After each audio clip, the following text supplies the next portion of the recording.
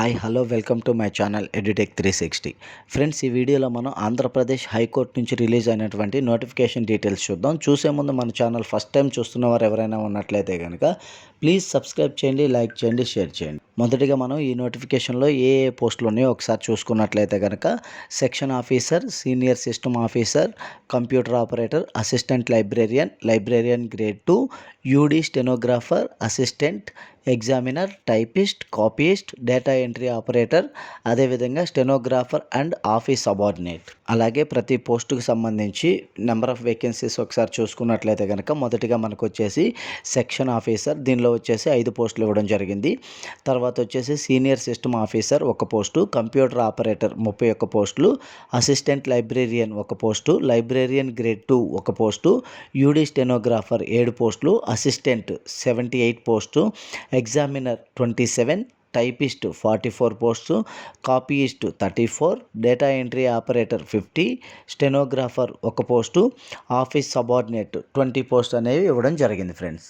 అలాగే నెక్స్ట్ వచ్చేసి ప్రతి పోస్టుకు సంబంధించి ఎడ్యుకేషనల్ క్వాలిఫికేషన్ డీటెయిల్స్ ఒకసారి చూసుకున్నట్లయితే కనుక మొదటిగా మనకి సెక్షన్ ఆఫీసర్కి సంబంధించి ఎడ్యుకేషనల్ క్వాలిఫికేషన్ వచ్చేసి మనకి డిగ్రీ అయితే కంప్లీట్ చేసి ఉండాలి. అది 3 ఇయర్స్ కోర్స్ కానీ 5 ఇయర్స్ కోర్స్ కానీ కంప్లీట్ చేసి ఉండాలి.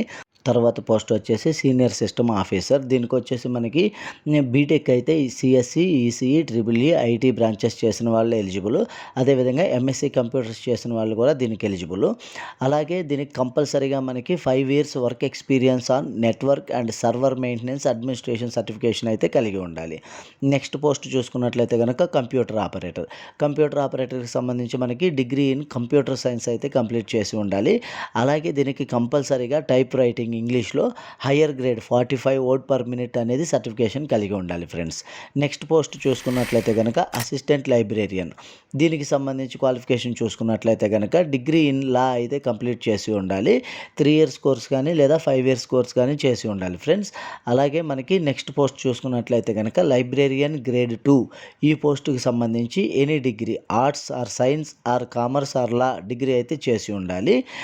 అదేవిధంగా నెక్స్ట్ పోస్ట్ చూసుకున్నట్లయితే కనుక యూడీ స్టెనోగ్రాఫర్, ఈ పోస్టుకు సంబంధించి డిగ్రీ అయితే చేసి ఉండాలి.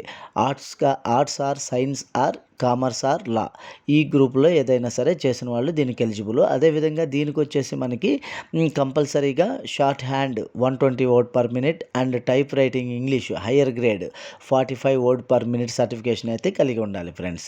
నెక్స్ట్ చూసుకున్నట్లయితే కనుక అసిస్టెంట్ అండ్ ఎగ్జామినర్, ఈ 2 పోస్టులకు కూడా మనకి డిగ్రీలో arts or science or commerce or law అనేది అయితే చేసి ఉండాలి.